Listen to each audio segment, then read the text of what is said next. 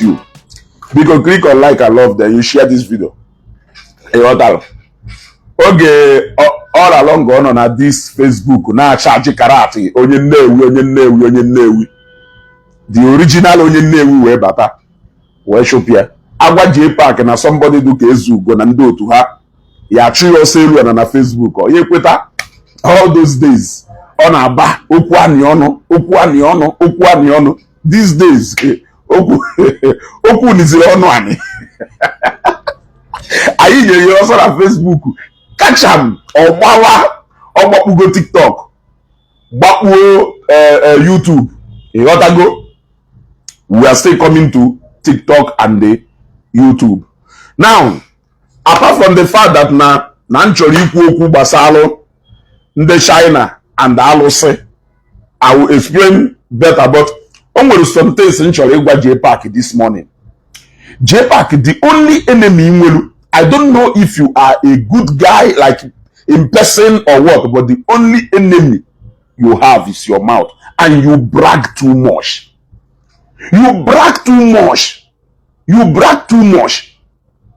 Now, if we go countless time about Ezugo, the fact is that you claim that all your life.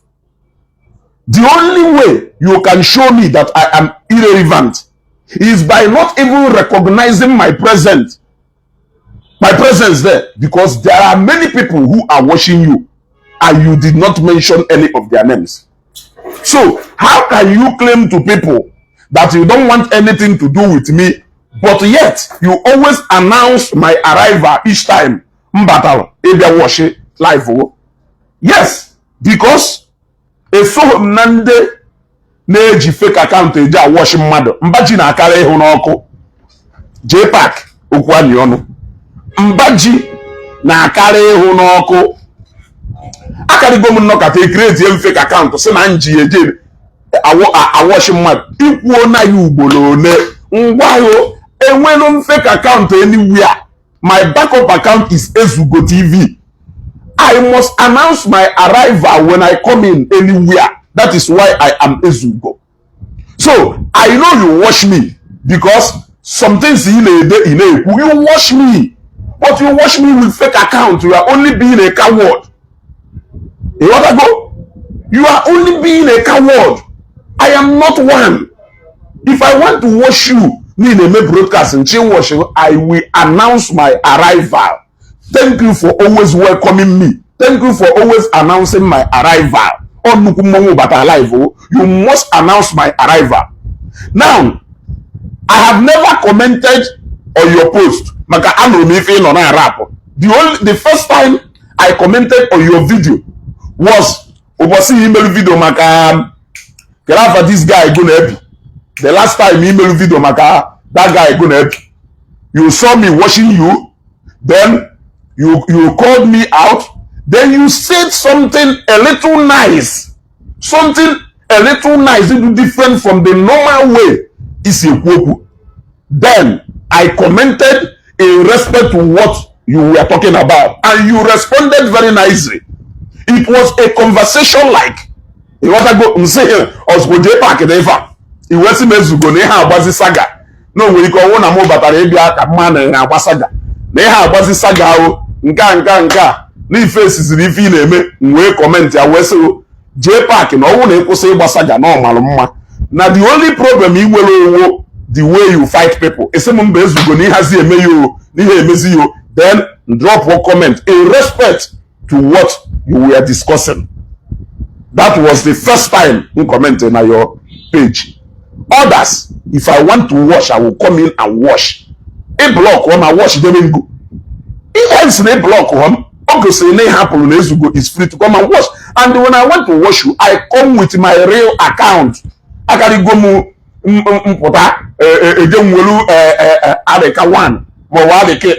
we're gonna wash. Okay, I am gonna wash you.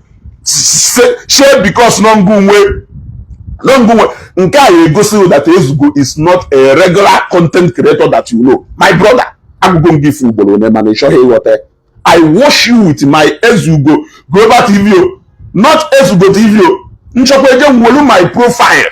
we wash right because ya man but enwero mi iki ime ihe enwero mi iki ime ihe. Now that was the first day I dropped a comment in your page. The second one today, which is need a discourse about the China and their alose nando tuwe. Drop a comment we say I mean in a kumaka kwoko. We drop a comment we say na case edway arrest akwa is not a bearable offense. Yes. So na yet on that iwesi mezuko kuku ife ma ndelu usego na mana sego na akwa okuko na atonto na ife ngwalo wo na itonto a charge ye is a bearable offense that you should pray ka ga dey charge with any capital offense anywhere.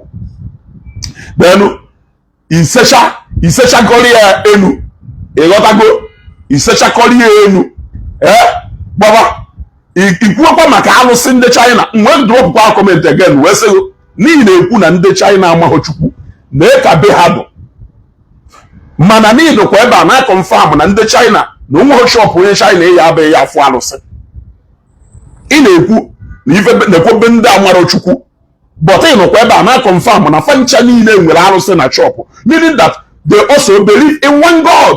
In a God, it may not be God whom I believe in, but the fact is that Nafa believe in God.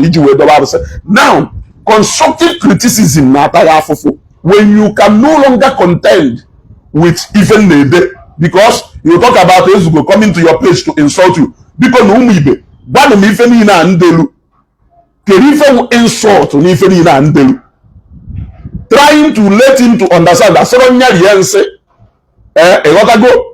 Asohonya liense asohonya ketaba bawoye ago nyi even gbadeleli ewo I commented based on the phone discourse which is gonna na case ejiwe jide akwa.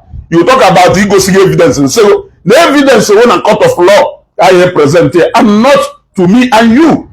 Not a court of law I presented the evidence. I was engaging in what you are talking about. In shock China you evidence you go like homo e gonna wash him Ibiabe na akpalem blah blah blah blah blah ezuge na ayo moto Jpac na ayo woto as what onye ka ewu mmeji ayo woto ine aka nwe too much e belong go Jpac. Let me tell you something, you always ibido to one na eyu anya oku na travel. You see, that is why sometimes ndene chaganya my boss organ when got ifia sirimezugo badele Saga, but when I look at my engagement I don't fear as Saga, but I don't fear like confronting the truth in the best way. The madness we got there. You gotta go confronting the truth in the best way. Madness we got there. Imagine, now you are not calling in a travel. Now only chalk advertise they advertise the madafia. You brag too much. It is a problem again to you. That is why you bragged about it. If only you bragged about it. If only you bragged about it. Look at you in a business effort, or business effort, if you in China, and you think that people like us, to idol. That if I want to be in China, no with business in China. That if I want to be in China, the same way is that I cannot go there. You brag with so many things that doesn't add. You even said, even when you were being because Namo Mologo through waja we balo ka promote page you he promote page it's him with 100,000. It's him with 100,000. Then ngwa na muji 50,000. Gonna pause up. No one among about 50,000 kanji. I consider them. Now since that time kanji we were Saga. Now let me refresh your memory in case you open in there. Open wuni shefugo. What I go waja no leba. He will also attest to even neku. I called waja na Ghana. I never knew. I'm not in Ghana. I called waja. When I waja pagido na phone. At a point waja sim Ezugo mu guess onye na eba nsi onye Osimu gesi onye na eba. Nsi onye Nasi Joseph, the same thing each we get na page him. Can you we get na page here? You want to go? Question answered. Now, Osin gesi onye na eba. Nsi onye oto camera. Owuru ngo nwa Jpac. Mgbe ahụ nwere nwoke mụ na ụnọ na-awụ ọnụ na-eme onwe ife mere imelu nke abaghọ ekwuo mụ na uwe kenecha iwe sị mụ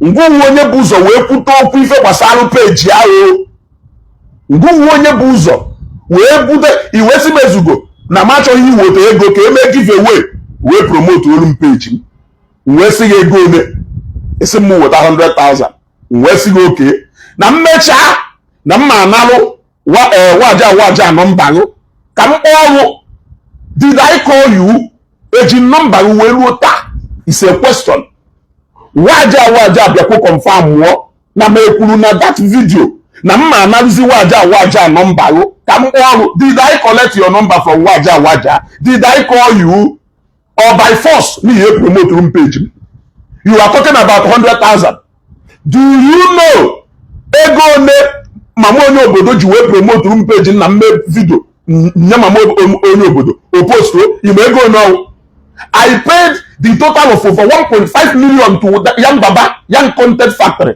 account to Ejinya. I can show you evidence of payment. I paid a total of over 1.5 million total na promote video eti na Aisha jee na page eti na Odogwu Bobo eti na Aisha and Eva eti na Wotowotoski eti na nka ụfọdụ eti video 3 or 4 at the same time ego ole I spent over 1.5 to 1.8 million in Young Content Factory. Oga about me email blogging as a hungry man. That is one thing you don't understand. About me email blogging as a hungry man. Now one thing you fail not to understand. Yes, about me email blogging as a hungry man. Way better blogging.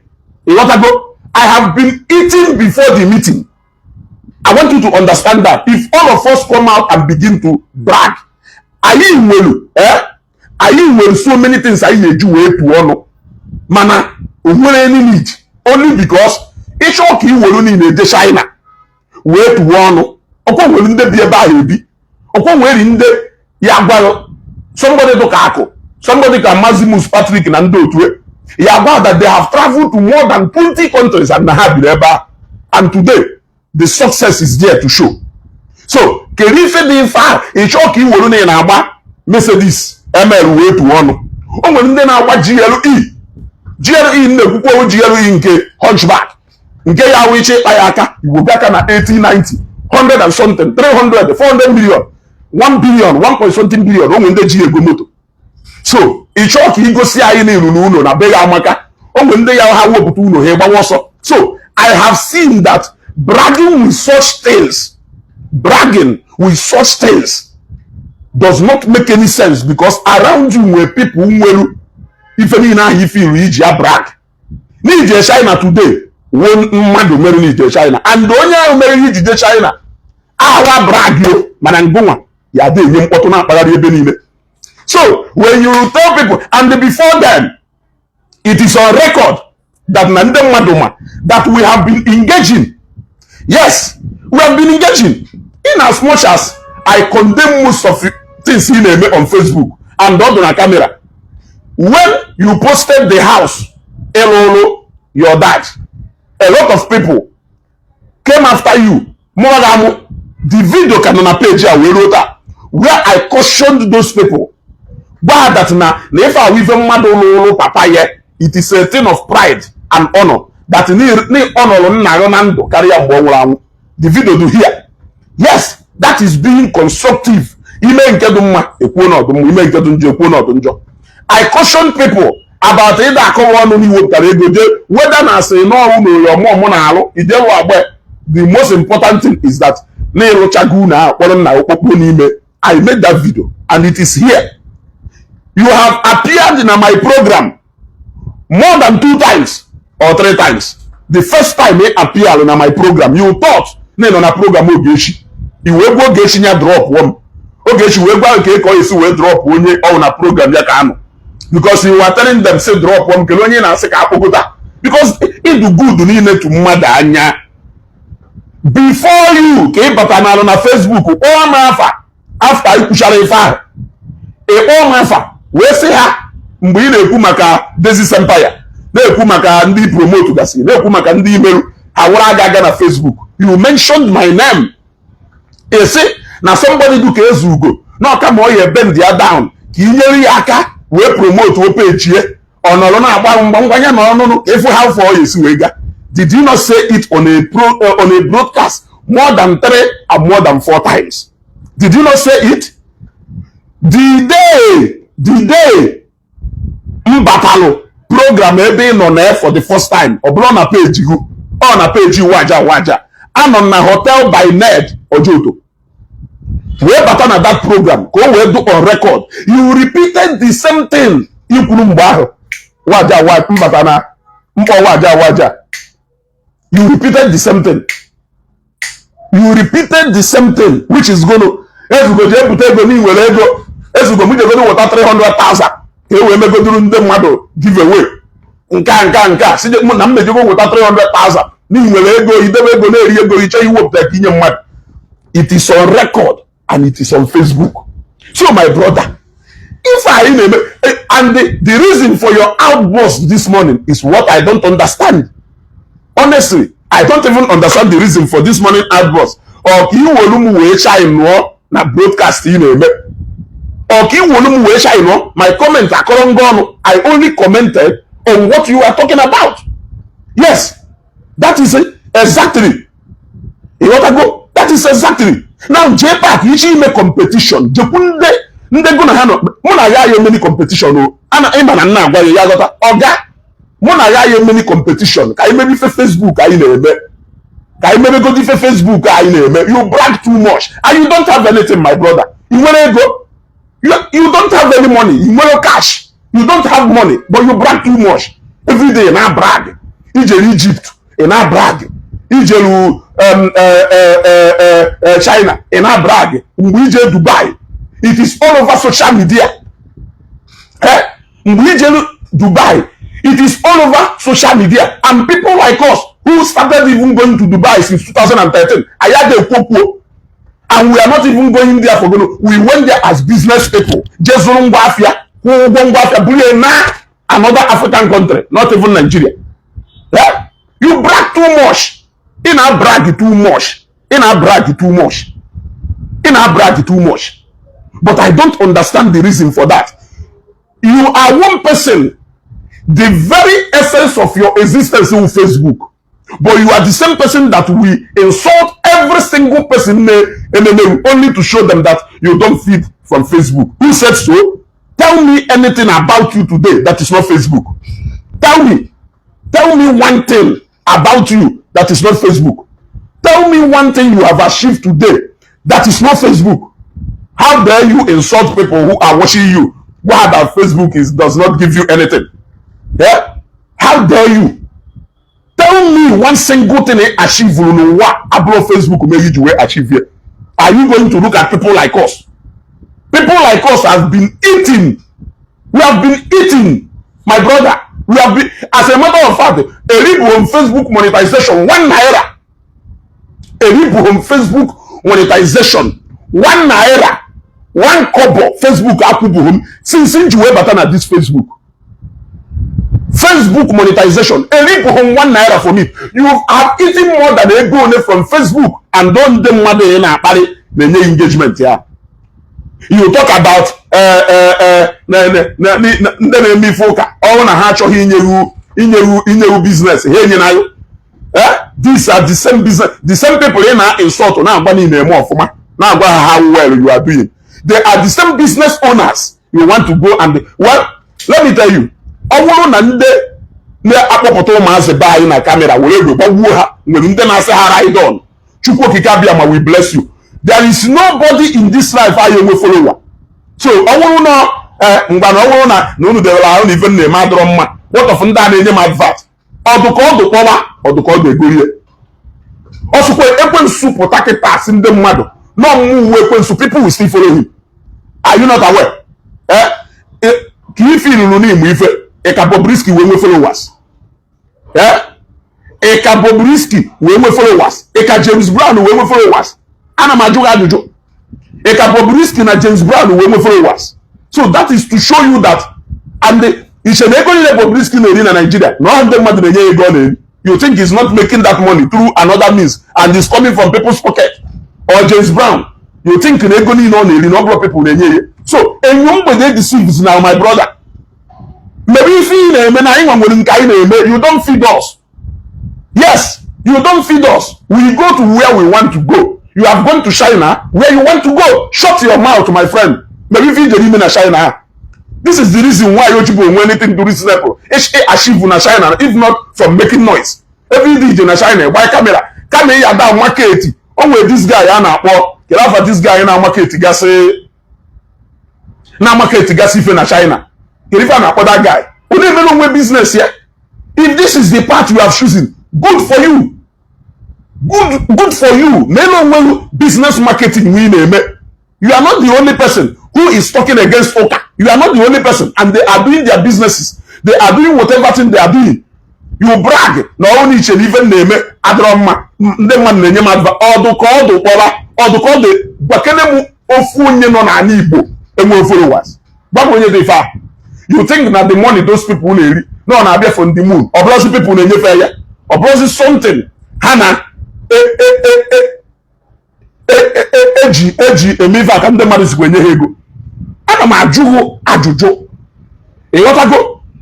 Ana m ajụgo Abadugo, thank you very much. Abadugo and ọ na-eme ife omenala mbụ that guy. That guy na-eme ife omenala. Na-ekwukwa against ụka, na-ekwu against omenala. Na-emere onwe ife ọ na-emere onwe. Go and look at what you are not doing right. People ji wee na-akpọ ụlọ ọrụ otu a. Forget about the few people. Jpac, let me tell you. If we count the number, go and count the number of people gonna have into content here. They are doing better than you. You will pride. You will stand on the roof, not in the city room. Because when anything they achieve in the mother I have a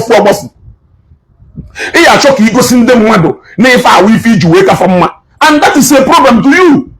It's a problem to you. Go and look at all your set. Look at even Obodo Rice here. Look at executive here. Look at Apamafa. Look at even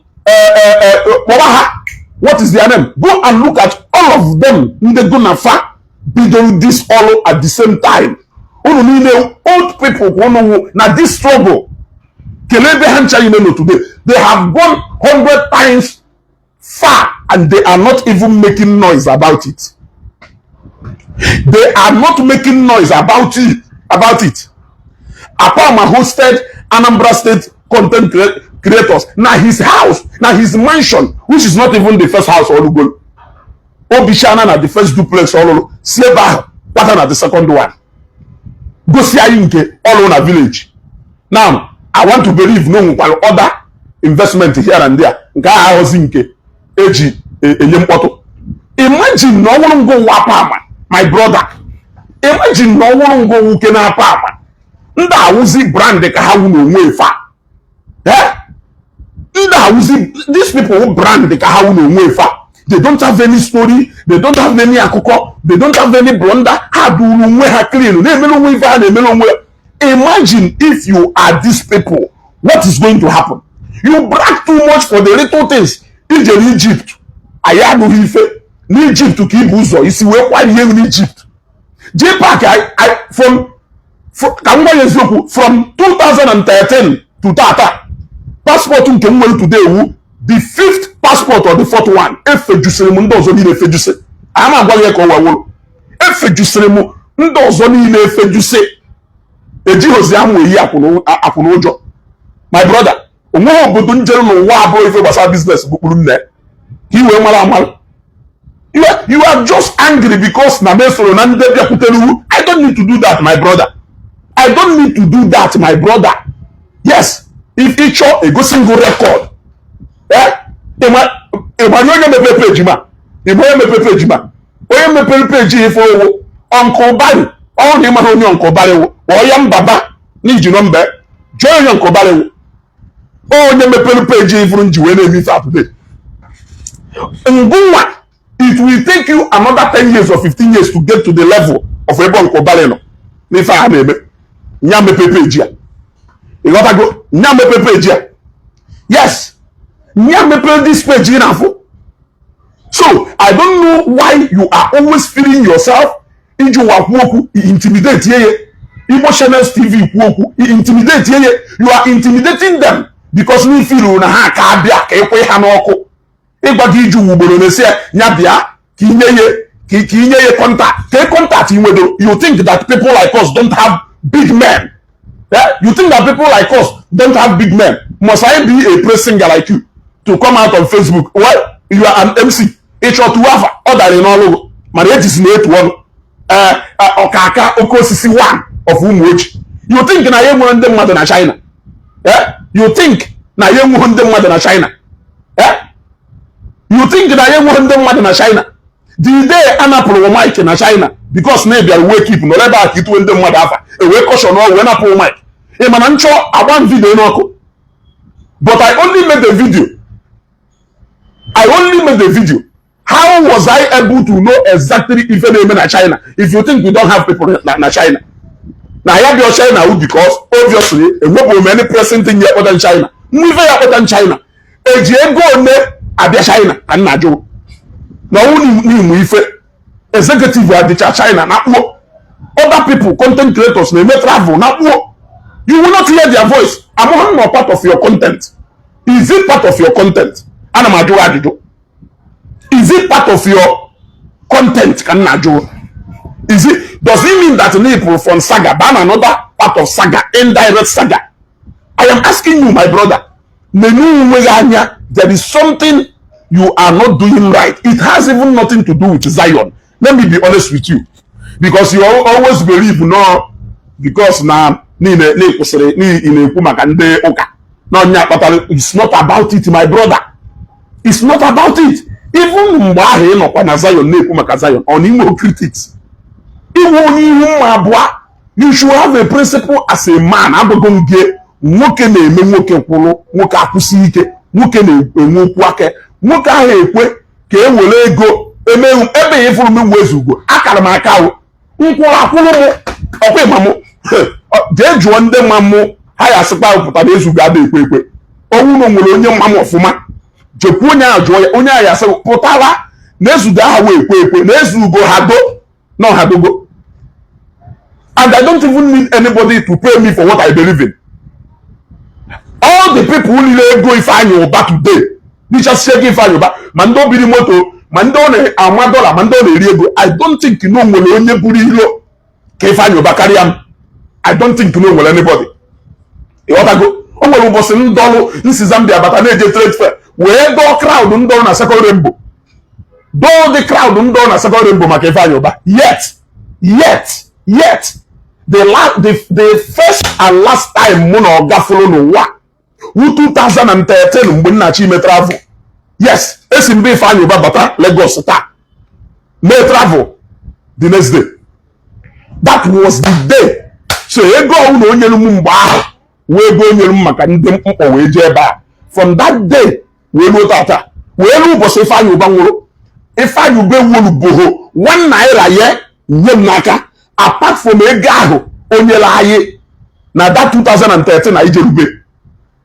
Yes, now that 2013 ijerube. The last time I called him we go away from Zambia o was impossible we do ya keruka campaign election Saga ogbam na Peter Obi na-enye ha nsogbu. Yes, na Peter Obi na-enye nsogbu baba mo na ekpapacha. That was the last time I remember I told him na afagu we be chukwu ụzọ nibi we chukwu ụzọ bia for no we fe yeme.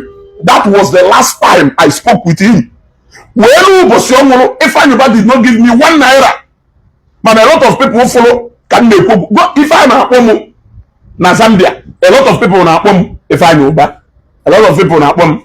Yeah, capital oil.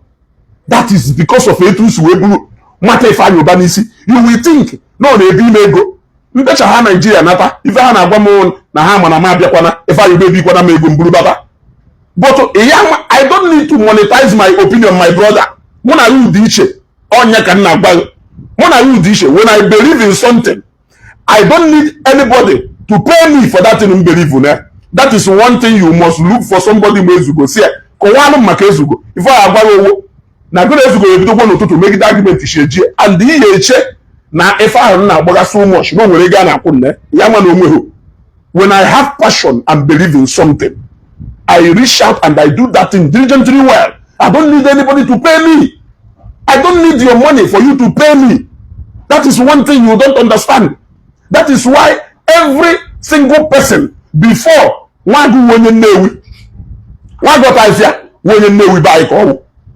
before I spoke about motors, I don't have Wago's number.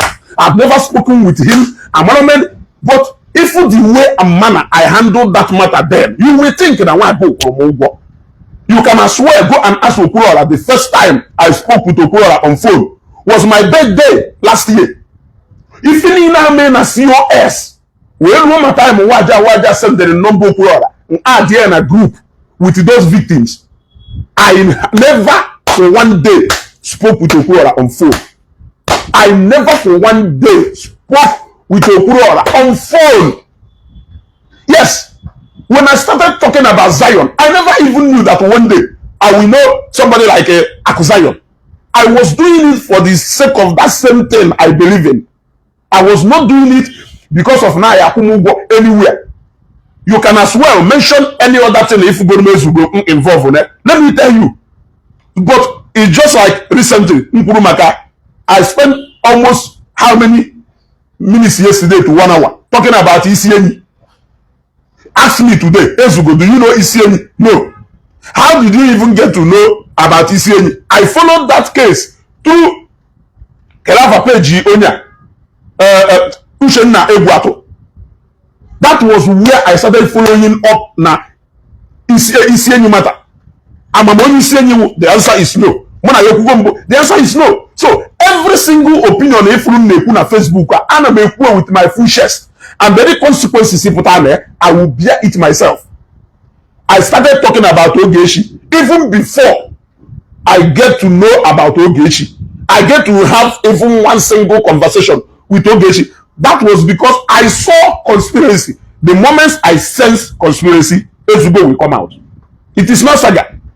The moment I sense that these people are not really in this Ogohanano for the right cause, but because of personal anger, grievances, or maybe they were hired to do so, you will see me. I will come out.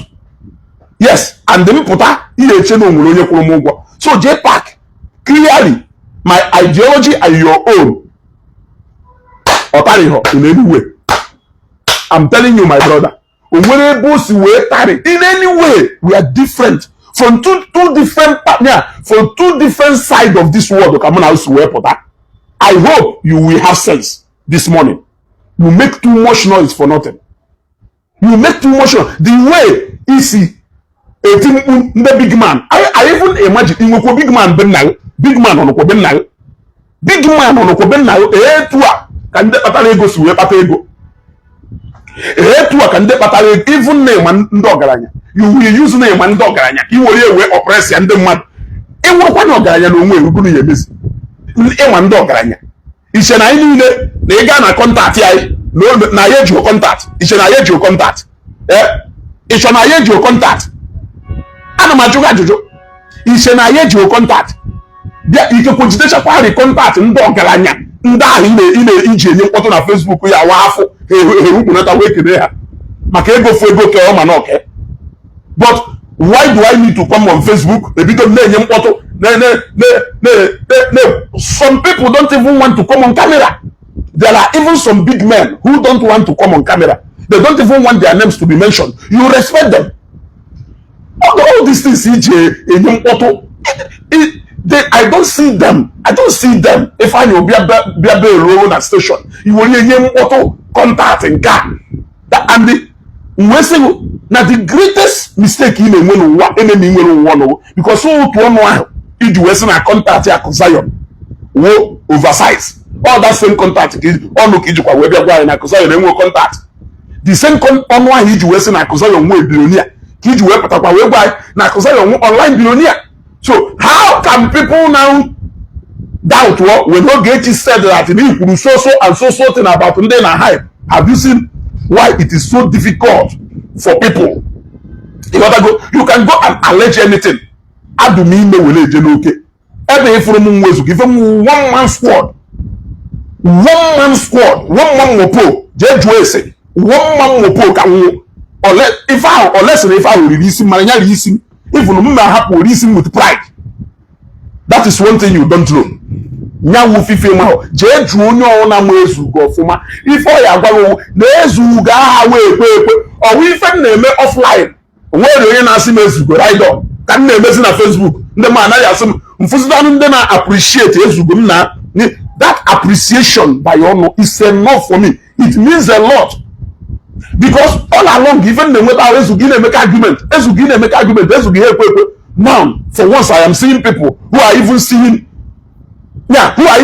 sense and reason in what I'm doing. Some are even calling it wisdom, which is something if I know the mother na say ezugo ni ihe na him and ihe and the mother na say no wisdom, and you think that I can exchange it with money.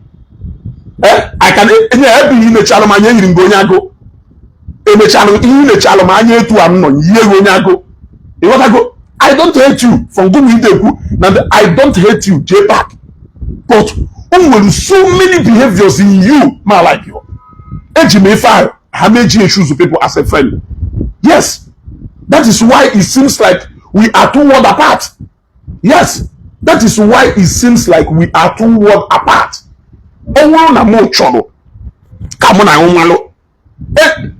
Okongudibia, before I even know about so many activities of Okongudibia. Yes, Okongudibia, age number Okongudibia here. Yes, age number Okongudibia here. I reached out to him. Yes. Mbe show my baby can I manage account here. Nche the life. Show my baby. A share my video na page Okongudibia mba. Yes, that was even when I was coming in Ofuma. So, my brother, I don't need to beg anybody. I used money down at my pocket. When people show my page, because I want people to hear me. That amount of money, Facebook as of that time. Yes, because I know me go ni Facebook na I'm a dollar to weba go tazie. Nke nike go na pisi $1,000 or $2,000. And I pay 3 point something million. But like 2 years ago, I am $2,000 when he get or 1 point something million came up. That is the amount of money you will promote now. Just one young content factory. You want to go? So Okongudibia, I paid Okongudibia. Show my baby, show my baby. Show my baby, share my program, a win by life. You want to go? That was how I projected my page. You were thinking then, no, can do now this even this empire. Oh, my can he didn't wear respect. He didn't wear respect. Only with respect. Somebody look at this empire. You cannot insult her anyhow on Facebook. Because that lady was giving you money. That is why I have a belief that those people who know something, I believe that as you may think, I believe that they are even using you. I believe they are using you. You want to go? You have shown yourself on Facebook and hate you, my brother. They hate you, my brother. But I just don't like men who are not men. I have encountered and we're going to encounter with men who are too flexible, therefore that they are not dependable allies. And we're going too many encounters with them. You think Rezu go anu Jpac oga ega quarter of even gare he break it was J complete. What are you telling me? It was J complete. It was J complete. In case if you don't know. Yeah? Each of you will shine on a live broadcast. More ways go. ịchọ ana m ayọ ụtọ azụgo mgbe m batara ugbo waja mgbe oge chi nọ n'ugbo ọmụmụ bịa na kamera ọkwọngụ ji aka wuo kamera bịa ebe m nọ my PA na blọkụ my PA na blọkụ na ọ chọrọ ka m bịa na that kamera ngụnwa before m wee sị enye hapụ then ana m ekwuzi okwu kọl wee bata na fonu m mgbada na moto m zaa kọl ahụ for over how many minutes ị pụọ the next thing m follow online owo na ezugo bịa na ịyọ for peace mee broadcast ozugbo delete immediately ọmụ yọrọ utu ịmụ na broadcast ịgụ ọkwọngụ ji aka were kamera bịa ebe nkwụ ọkwọngụ ji aka were kamera bịa ebe m nọ you may feel you are progressing and na-ehu anya ọkụ na progress those people ị na-ekwu na-ehu anya ọkụ so many of them na-enwe container 5 6 40 feet a na-akụchi from China na-ebunata even onye na-enwe one onye na-enwe group page ka mma a na-ehu anya ọkụ ha chọọ ka hafụ ya ebe ị na-ata ahụfụ hafụzie ya ebe ị na-progress ha na-ehu anya ọkụ if you don't want to follow me susu out I block you I do this look at you Emokonis iwu confirm Facebook melumeze iwu a confirm Facebook melumeze you dare talk down on Facebook you don't get only the kind of Facebook I chụrụ also because him and born eme okay ma this issue of ma some best ha na ndị otu o nwere mgbe ya wụ ịbata ha na okwu emebie mana ị mara na people like us imetụrụ anya imetuka ya anya kai Jpac imetuka ya anya Jpac na-eme video mgbe ahụ ifuri ka o si atụ igelu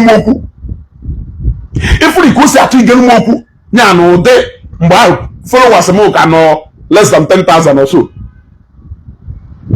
ọ ka nọ less than 10,000 mgbe ahụ mgbe ya ahụ imere video mechasịa video o nwere ike highest na ndị mmadụ afọgazie ọ bụrụ 1,000 something mana thank God na Yambaba ha tryịrị ịghọtago mama onye obodo try kwa respect to her ịghọtago very humble woman being ọ mama onye obodo na phone ịfụ na ịkpọ onye opik bụ o mechaa egewe n'iwe very humble Yambaba very humble open na when it comes to content creating a na-eme Yambaba na ọdụkọ ọdụkọ ọwụ the guy do very intelligent mana humbleness even mgbe m na-adọ nye na odo Aisha a lot of people chere ife awo staged. It wasn't staged. Yes, that was when I never knew even about nani stage ife stage because when waja mere argument waja say if I were acting, say no acting. Or say if I acting, say no acting. Or say no yes go if I acting, say no acting. That was when mama go na na arrange a lot of things so.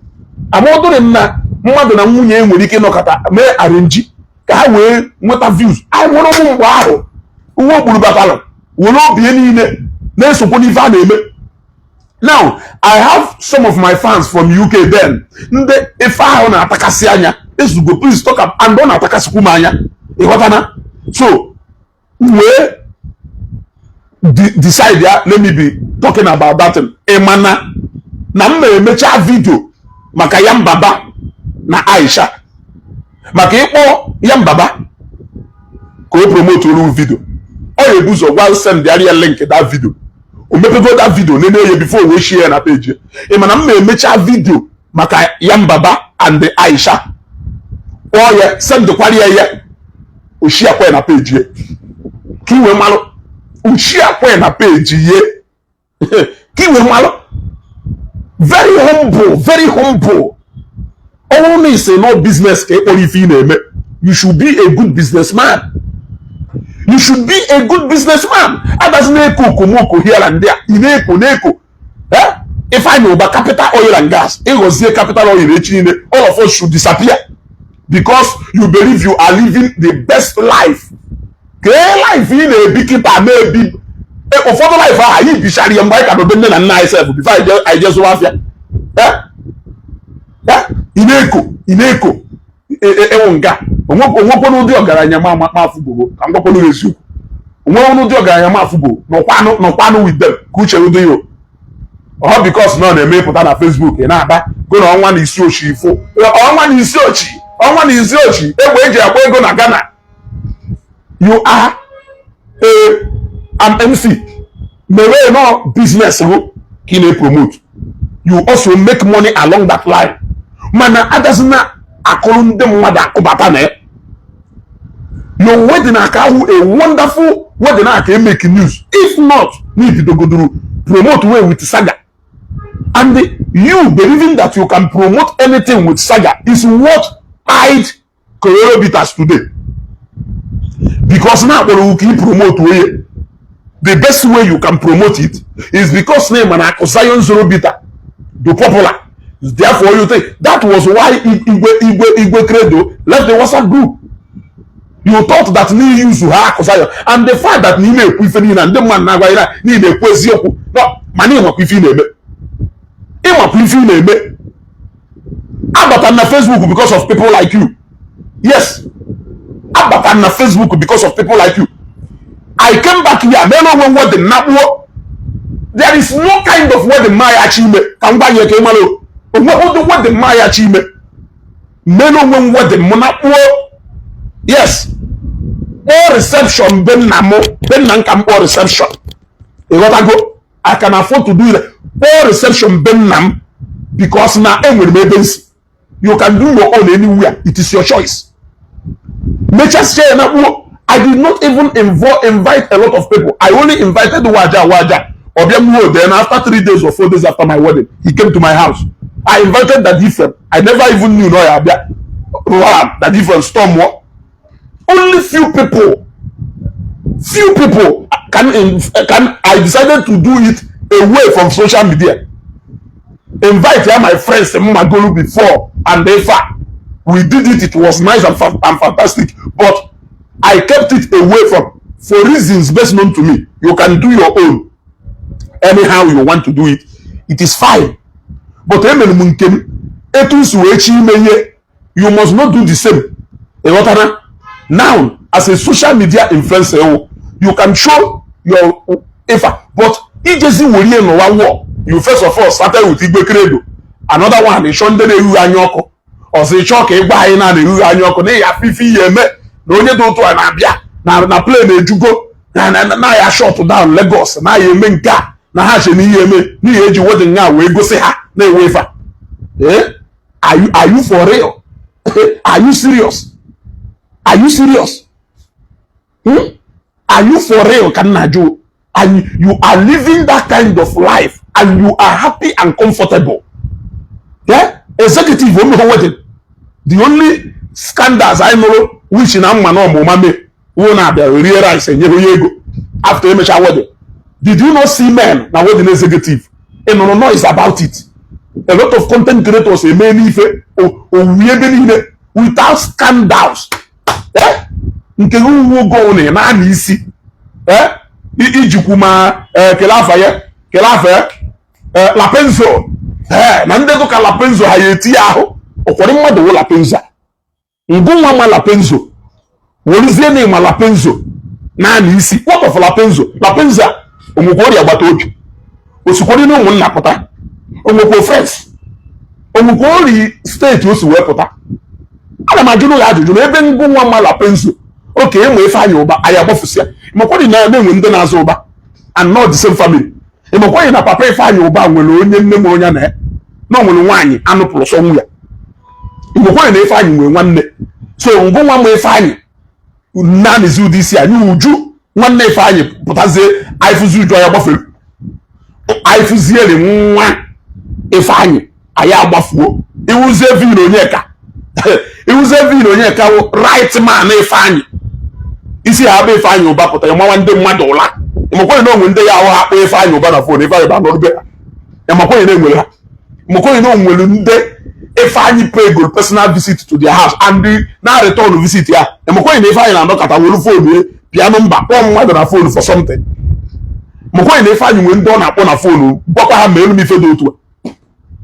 are the questions you ask yourself.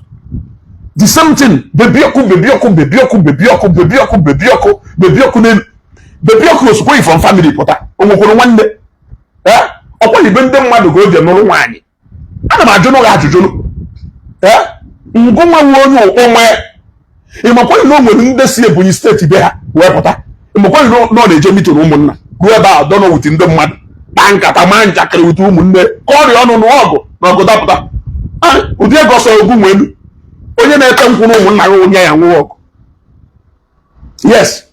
Would you go so good when what? When you come from when you go and sit down. According one Emeka na go you if you you don't see them. Amen. Mananguma. Asena not the work that I wulu or will of them. Men can look all Eminent can look all of them. Asena be the work at you. All wulu or will of them. Even go back Jesu on your fuku on your annual wabo. Keep his street to on your annual wabo. It is a make him out. In a make him noise, but I'm not on Facebook on a shiny region. Look, let me tell you, I have sold a lot of things online and people are buying. Some of the people who go, as I'm talking to you now, most of the people recently, apart from them pay attention, malo, I don't know. Yes, the other day, last 2 weeks, Njelu East, onye gola anaho na nke nwago ana 6 million. Onye goluye who is Zionite. Mana nwanne nwanyi o send the number and that girl will write say sister bika ego na ana oyegwe. That is the truth. Mana onye nke si Port Harcourt bia mo na emitiri mkpa weje na na who a strong adorer na nke Fada Mbaka. A strong adorer na nke Fada Mbaka. Even na gwa onye na-ego a na-ego who is Zionite. Mana onye nwanne nwanyi and the girl chogwe sister ego na nda adoko serious na ochukwuye. That is the truth, I know.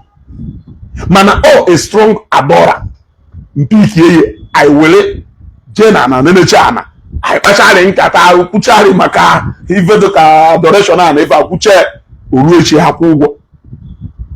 That is it. You should be telling our people, let us stick to ideas. We differ in ideas. No personal grief. That is the highest level of engagement. Mana, nebo na nenye nsogbu na nne stick to idea. E mapota gaba nenu and imeme odu person aka na anu ogo. Odu ka na anu ogo. Yes, you talk about ezugo ni na-ekwu, let us preach peace. There is no level of peace. Look, let me tell you, we can never stop agreeing on matters. But let us do it more maturely, where we only talk about this bottled water. Let every argument and misunderstanding end there in this bottled water. Only because you can never manipulate my mind to always believe on if you believe. Even Papa Moroga Monafo, or even you know Balago in a flow show with. Even one came Monafo, or even in a barrier, or a flow with. So, when you go na ya one day, go na yes from the same state. Where even in it, go na, on Facebook, what if you men go na anywhere, manipulate, go make kiss. That is the problem we have. You don't want to agree with what I believe in. Ibulog, be a person to my own person. If it doesn't go now, Emachakunifa was yoku. In a pretending on Emaho. Now, more so people do Jpac and then I'm Sioko, Noruzio. How will you away good at Facebook? You all had a leaked voice note from the WhatsApp group to confirm that this is what they are doing comfortably well. Facebook should be grateful to people like me.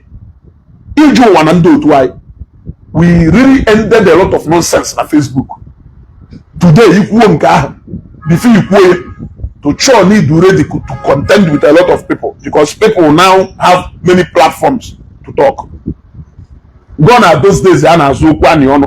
Oge ahụ ana azu okwu ani onu wo ga ika nenenene. Oge ahụ onu ya karịrị onu mmadụ niile.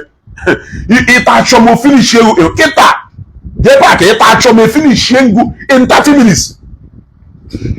If any na he feel only when he may in excess, and she would they would tanya. If you only with pride, I want gonna pride in Kemuju shop. You brag for too many in our China. Ganka in China. And the mother Yanyoko need a figure. You have been traveling. Traveler. Ethiopian airline. Lufthansa Air. In the mother Yanyoko that you have been traveling. For real, nyaka ndị mmadụ ji ruo anya ọkụ. Ịmalite na-eru anya ọkụ a. Ịmalite na-eru anya ọkụ a. Ịmalite na-eru anya ọkụ a. Mmadụ sendịrị m mmanya ọchọrọ na Facebook o. Black Label. Jameson Black. Kwene m ụgwọ.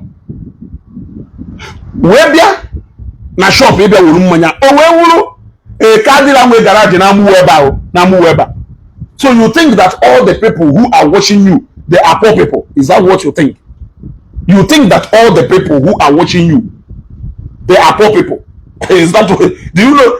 I have seen a lot of things since you video engagement there on Facebook. That is why your own person doesn't really have anything to do with you when I'm watching. Stick to ideas. Your eyes should be on the ball. Others make yourself. O nwere ike onye ahụ kadira ahụ nwere ike nyaka ya asị anụ ofi ewu atụrụ nka.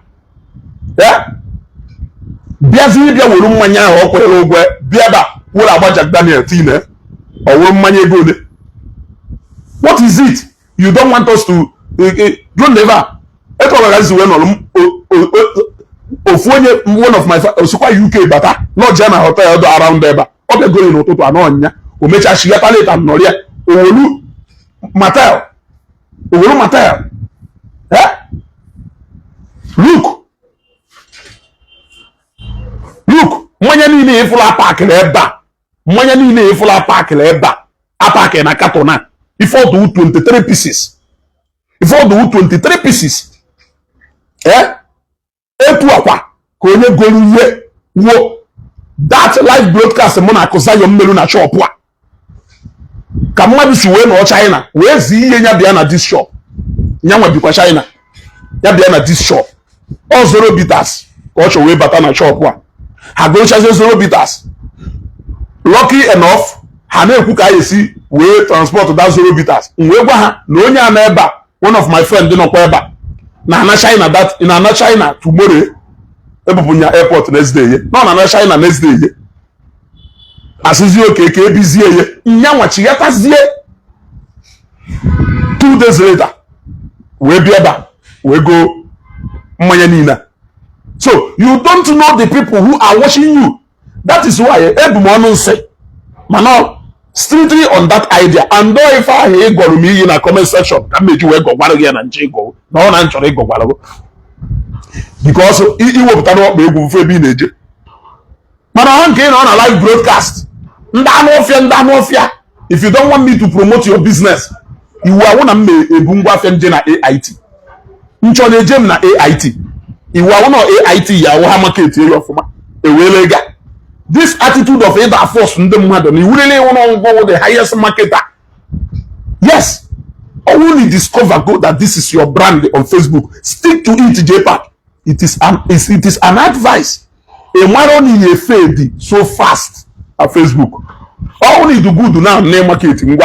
I will advise you to stick to that also. Because if you don't stick to that, in sooner or later, you will still that particular part you lost it as a voice. There was a time you will voice. I'm saying this, and you know. There was a time where Jpac even at internet FBI. There was a time where you just show and Igbo Jpac and kupu home man. Also, not until you started, you got to go. That was how you ended. You ended your career on Facebook. And it seems like you still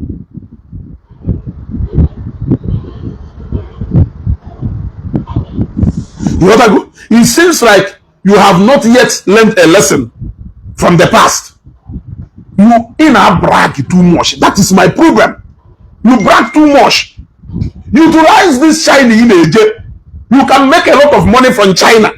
There is no amount of money you make from China. Carrying Konya also Chilanko, but to use that opportunity to your advantage. In the post if I will buy from you. Nde ahonde omena na buze ezioku. I mean nde omena na buze ezioku. Na-ego m ife. Yes, the services in the render is different from idea hold to an opinion. That one is my choice. But original mmanya. All name and hair with other things. I name other things. Because also when they make business, each and also when they make business, people come to me. A modicol on Naza. A modicol on Naza. Exactly. A modicol on Naza. A modicol on Naza. Man, Nazaki to call it to an hour. Some people will attend self and Hana on the phone. We get when we film out yourself. And I want me pick on Yamana may save number because number they can may save. Or they can may save. And I'm Zaki to call from Ogudo. You work from so many places. Yeah? Yeah? That guy in Oche my place. Yeah? That guy in Oche done at my house. That Royashi and Gosere. In all over that guy. It's not so brand they don't marketable. We all have that. We all have people who believe in us. We all have people. Interior decorator decorate.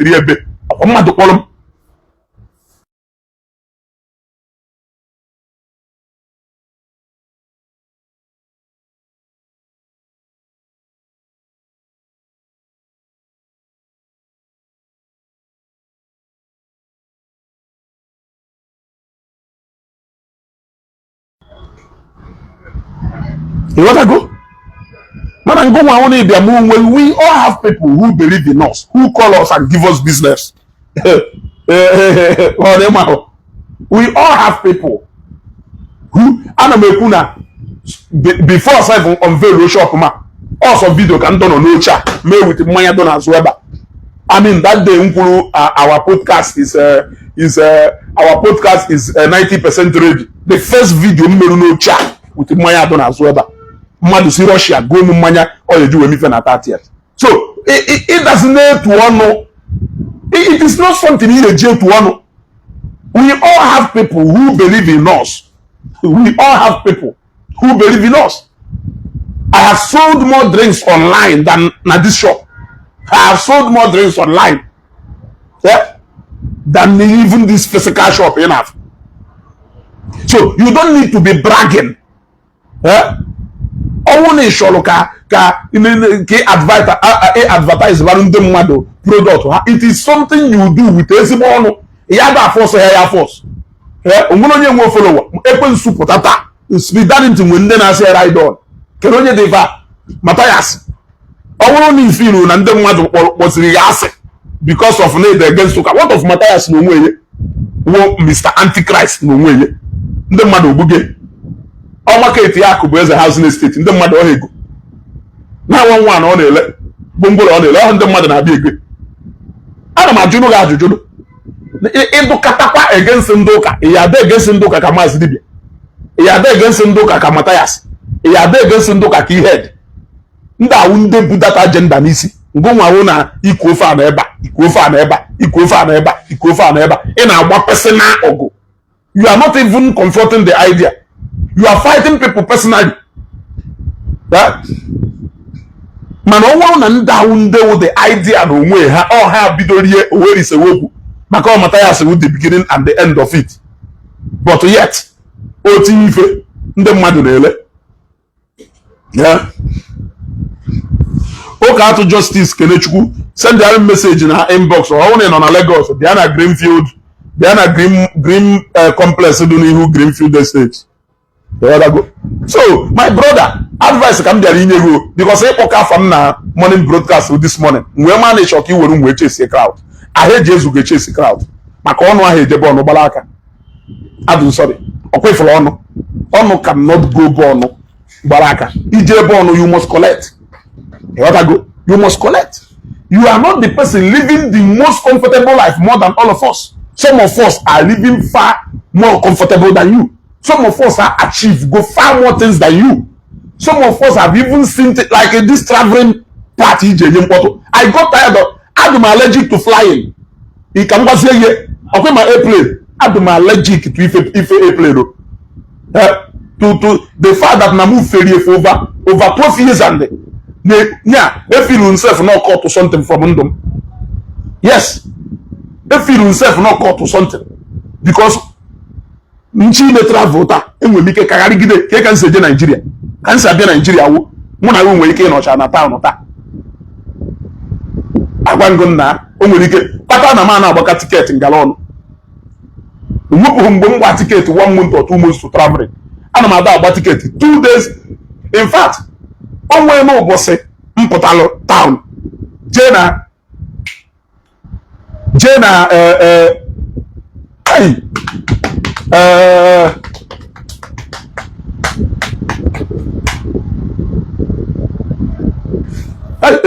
echefusigo na ebe niile echefusigo ebe niile mgbe afa mall akịta jee na that mall ticket ka na achọ kpọ ndị Savannah air travel enwe ticket kpọọ aliwe si na onwe ivedo njebe na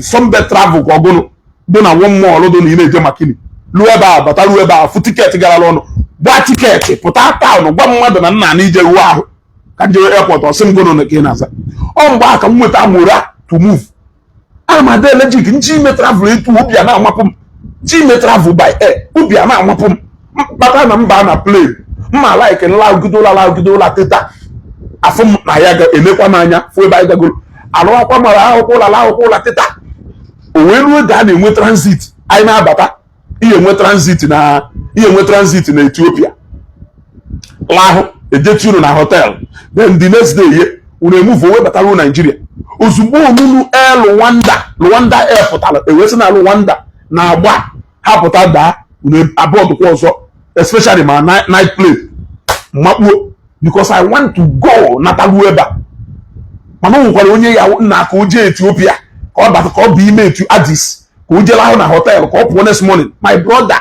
all those things nwere ndị ọhịa trip. One of my greatest nightmare in this life na way by plane. So o nwere ike ọ na-atọ ụtọ, you enjoy it a lot. Onya ka ije eji make noise. Mgbe ma ka eji America mgbe na-ekwu na America how many hours mgbe chekichasị how long ka mma nọ n'elu because obodo ahụ na mma abịa kịta mma ebu ụzọ jụọ how many hours maybe ọ wụzi America anywhere but kịta enwere ike si okay mana then ife chụrụ m ọsọ how many hours ka mma nọ n'elu so iwere ụmụ ife ahụ na-etu ọnụ mana ndị ji eturu ọnụ you make mouth too much for nothing. Ego go on na China ịbara mba na social media pọfeng ha ha anaghị ekerekwe ndị mmadụ na afụ ndị mmadụ biko ndị mmadụ pọfeng ebe pọfeng ọ naghị na pọfeng fụ mmadụ ọ naghị ekwekwe mmadụ n'aka ka ọ na-agba glove ka njụ ọnụ ana m phobia. Thank you. Phobia is the right word. Enwere phobia for ịba plane pọfeng ọ na-adị ekerekwu mmadụ maka o nwekwa ike ọnwụ na ife a Jpac na-eko n'oge o nwere ike pọfeng nwere ike ọfụ ndị mmadụ gbaa glove ịghọtago kwekwe mmadụ n'aka pọfeng a ọ narị ekenekwu ndị mmadụ ekene somebody chetara m afọ nwanne ewu ya C Frank nwere cargo route to China ndị bika na-arụ China kpata ego na C Frank na-ekenenu mmadụ ama m C Frank na at least ọ na-ekenenu mmadụ na obi ego ha na-ekene mmadụ Obiego hafu mmadụ ekene mmadụ kwe mmadụ n'aka. Hafu mmadụ ekene mmadụ kwe mmadụ n'aka. Mana nke uwu ịba ha plane etu a land ha China iluzuo onwe ọdụ ka ya sị na ọ na-agụ ebe a ka ibi. Iluzuo onwe ọdụ nke ịkpọfelu na n'ụwa ọzọ. Change my brother. Onwe onye kpọrọ gị asị. I can tell you Jpac with fact. With mụnwa ka m ji agwa onwe onye kpọrọ gị asị. Mana nwoke for example ka m gwa ife maka eme. Etu agụ na Zion si wee dị mma mgbe a ka ife ụfọdụ ife na-eme ndị mmadụ alike. Etu agụ na Zion si wee dị mma mgbe a mechaa onwe okwu seloko na Zion. My brother, Zion did not for one day come to Facebook to come and call your name. It was from you that people got to know no nwere ife do on between Go na Zion. What of all ni mechiri ọnụ. Akọwa ka esi wee ri nri abalị. Ọ wụrụ ịkwa akwa nri. Unfortunately for you, iji page you because they believe in a platform. Zion G people, you cannot come after Zion without 100 other people coming after you. That was what happened. You thought on the mother or you cannot Zion I carry go and I refer to him and I refer to him as a just one person. And when so many people who love him, who are loyal to him, those people have to go put her back. If I wouldn't know exactly if I say COVID, and that one no, they make the man neither. But today, I'm very happy. Name and test them the microphone. If you wanna, network see me kwa Facebook, the mother put an echo for them back and people na put. If I to only ya kwa for eketa, brother, when the mother I put they defend Donya. So all these things are really fair. We have tested it and we have seen not the real. Now take your hatred for one person, pocket it in your pocket. We should all disappear. As we can address form of matter. I've not really done that for a long time. As a matter of fact, I just say I never see window. Because I go man are trying to use me to shine now your broadcast this morning. When you have the worst mistake email. Now the worst mistake email. Yeah? Nche bia watch you on a page you get one fake account. I'm gonna carry them be sorry. Or we phone can now watch you email. E bia tie me fe. Ko go. Ncho na bia watch you one fake account. Say what thing happen. Iya fue Ezugo Global TV watching. Ki we man na afifi le. Ko ya wo mu ife mani ile ku to cho wole eku. Kadi hetu a. Na mme ogono. I explain to you something you don't know. If I will fail my hawk, I'm going to name a capital offense in Nigeria here. And capital offense in Odokana, it is not a available offense. Unless the judge out of his or her own discretion due to one thing or the other. On any ground, we grant you bail, but it is not a bearable offense.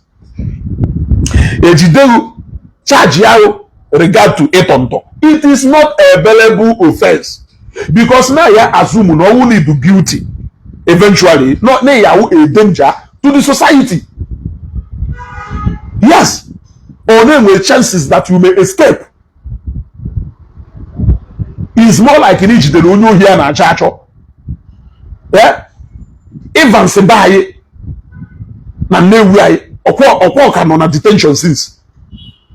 Release get now ochoko walum Ezugo kuweku ifema because nipu ha na mmadụ a suspect odugo ha ka ya say no nya adugo guilty nwe ko kwari ofuma we say nwanne mo ase hongo na akwa na atonto but na the offense ya charge here for is that of etonto. So until ekpechi ibe or maybe in along the line now the charge here withdrawal case, withdrawal charges honor the judge out of his or her own discretion decide they grant you bail on any ground. If a can come here because of motor akwa biliu. Yeah, iwu because of moto akwabiri ụmụkwara ndị bi shakwara moto etu esi wee bi igu nwe ndị biri ego nwe ndị nyere ụlọ mana ihe anụ unu fa ha anakpuo ịghọtago mana ihe emegido nke ume ya so obvious. I was explaining to you something that you're ignorant of. It is there for you to understand. I even told you can slap with any capital offense. And the lawyers now say that this is a bailable offense. Any case that has to do with the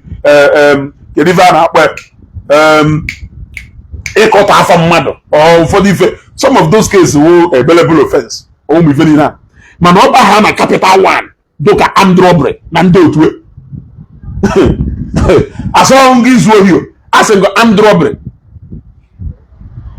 If I will a non-bailable offense, unless it's on medical ground, or maybe na Igbo madu nwere ike wuruzie na onye nwe driver's license. E wada go e mara nke ahụ manslaughter. E wada that kind of thing. Nko walu ye, ukwe ho agota because na you want to ill of lakwa I need a boy as a chalk on one. And they believe you non doka jiakwa. Eh? Now, how biased you are, Ejiakwa Koko, Jideke hit, Jide say Jesus.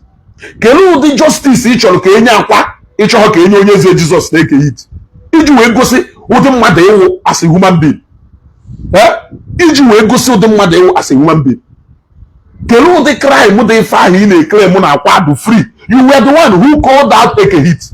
You were the one who called out Onyeze Jesus, and they were arrested alongside with Akwa. The question is, why are you always talking about the release of Akwa and not Eke Hit and Onyeze Jesus? Jpac should answer this question. Only broadcast another corporate Eke Hit, or not the same reason Ejuweji Akwa, Ejuweji Eke Hit, all the same reason Ejuweji Onyeze Jesus. Why is he not calling for the release of two other people when he know that not the same offense Ejidonia? Then he now say na government take away go see evidence if akwamelu e go see go nke Eke Hit no only say Jesus melu. Ana majuga ajuju. You always talk where money will enter your pocket, and that is what I don't like about you. There is nothing in ekwu no wa ayafu ake we no fe. Even Saga Malaba, Saga gonna Chikalan kwuru ụgwọ, Saga gonna Eke Hit kwuru ụgwọ. Kelu nke we female. I can also assume no other one saying about ka anya ego because no one na arusi ego na asaba kpọrọ wunye ego imechi ọnụ ikwesi anyị na arusi ego angel. Stop that my friend.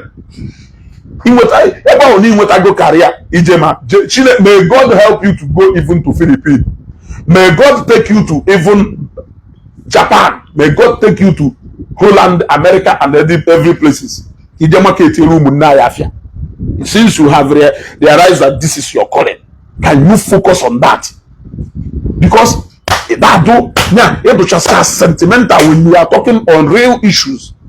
You only talk on a boy benefit to your pocket, and you change him out from one place to the other. You called out. It was you calling out Akwa that made Akwa to buy a car for you. Does it mean you are chameleon karuma? You are not seeing it, or people not close to you are not seeing it. For real? Eh? You went on social media. We went them madonna nebunu. No get atore ebunu noba. Na kwa machana that boy atore ebuna. Na ngoma kudo ne kuna that guy atore ebuna. Why na kwa mani mo onwe na that boy atore ebuna. Itikwu isi mmanwu. Because ni believe na mega arrest na akwa ku ekwu anything maka arrest. Iwe tikwa isi mmanwu immediately. Onye go na ese elokwu ekoliye na Facebook. Onye go na ese elokwu ekoliye na Facebook. Ichera mu na ndị mmadụ ahụ eso. Ichera mu na ndị mmadụ ahụ eso okwu. Se echi ire kita onwe ife selu mu na akụ. Apụta na Facebook ka mbịa kọtọ ya. Must I come and talk? Eh? Akọba dị onwuru ịkọ ibe akwa nni ndị osi wee ri nni abalị. Go na akwa eme epụta ozugbo ịwọchi ga akwa. Kwuo isi ebu ego na Ghana must go ebuje ebe akwa. Kwuo isi nya a man nwere secret. Who is that kind of a man? A man that doesn't have a secret. Kowa ka isi ebu Ghana ego na Ghana must go ebuje na nke akwa. Kowa etu isi wee promote la akwa because imelu mmadụ niile ife mana onwe onye melu. Onye kwu akwa ịkọ ife imelu ihe mana onwe onye na-emelu. Ofu ụbọchị ya akọkwakwala anyị ife imelu bebi ọkụ. Iya agwa anyị nọ ngụ umelu na bebi ọkụ lele ana niile olele ego nwanụ nọ ngụ umelu na bebi ọkụ bitas gara afịa. Ise nnọdụ mma as a man. Egwa anyị ife niile imela akwa. Gbayo na mgbe imitiri akwa na ịka akwa dụ nọ ngụ gwara akwa na ịkọla anyị story niile anyị amarọ mgbe go na akwa ma ịkọla anyị akwa gotakwa moto go iru ọbịachie ya ọnụ alaka Adama agbasaga. Reason in the say na mada agbasaga is that any opinion nwere na Facebook I have never been paid for it. As long that my fans I appreciate. A lot of them, Ezugo, you are doing fine, you are doing fine. It is right, it is normal. It is normal. That one do normal. You know that one do normal. But you cannot pay for me to have an opinion different from the one. So, where is the saga? You know that go? Where is the saga coming from? Even so many people complain about people on Facebook. You will bear me witness that I always try to handle it. Put on Facebook. You bear me witness. I've never matter on if you web on Facebook. Man, no, I can express my free opinion. Basalefa. I'm an amadone. Bolom na phone. Ezugo. If any in a make you book it. If I even name him with my babu online, I would rather call you and correct you. And then also, no, because I will not also want people when we work and then what they say, hey, I will walk away. Etwa.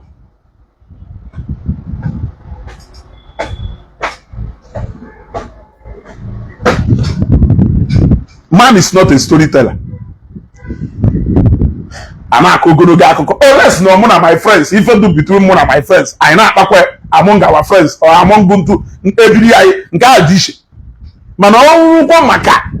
A potanya can them mother wave and then they not Jordan job and then mother say, go na yes, papa, wobble good, say papa. As a Okane, oh, make papa, no Jordan John now. Oh, Jordan job. A born after I don't know, say, oh, mobile go, and the low and behold of you, nay, I'll do what I'll do. So, Jema, Mama, oh, the greatest enemy is your mouth. You know, too much. You say a lot of irrelevant things that doesn't add up. You want to go?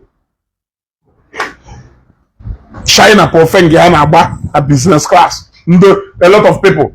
Nenumazimus Patrick. Go to Kuari Okuto on China. Eshi in on Dubai. One nation on Japan. Nkene also on a village. Also on Mozambique. Manaina Hanaria and Katao. I'm not Mazimus Patrick. When I have just shankata. I asked you, come on, go and sit down. And the boy phone, I asked him, hello. I asked him, hello, Ezugo, one name. I am a bankata. Now, one day,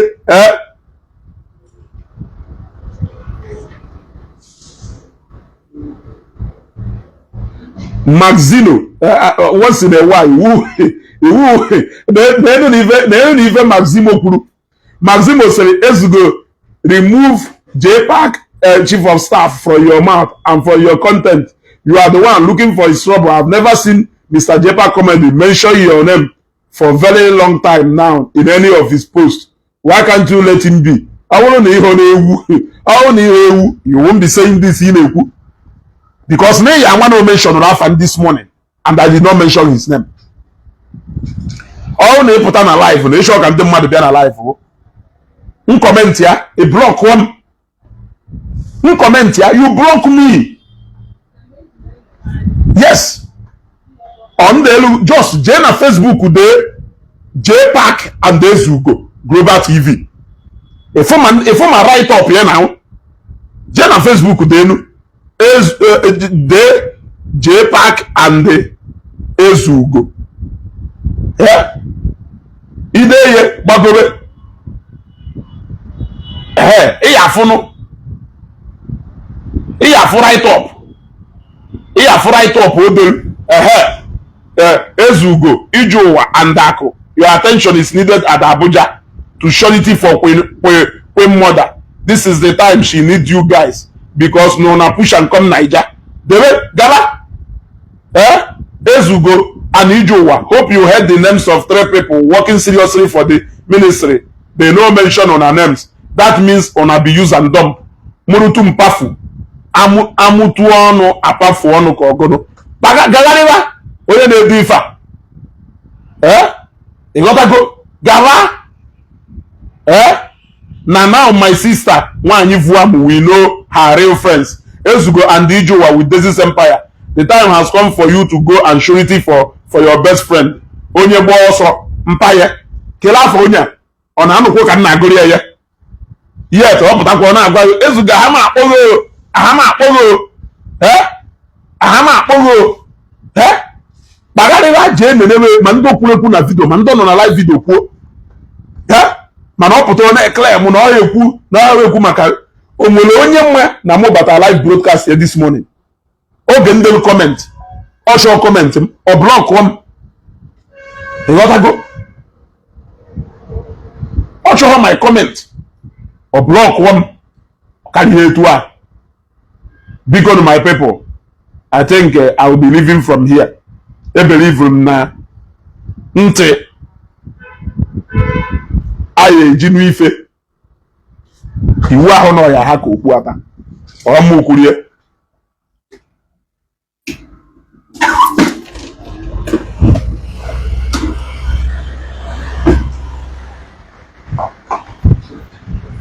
I believe n'ụwa na ntị aye jinu ife enidiro ịha ka okwu aka ịghọtago ọmụ kwurie so ọ na-ịchọzi ịma fụ onye na-asị na ọnụ bụ ebe ọ kpọrọ afa m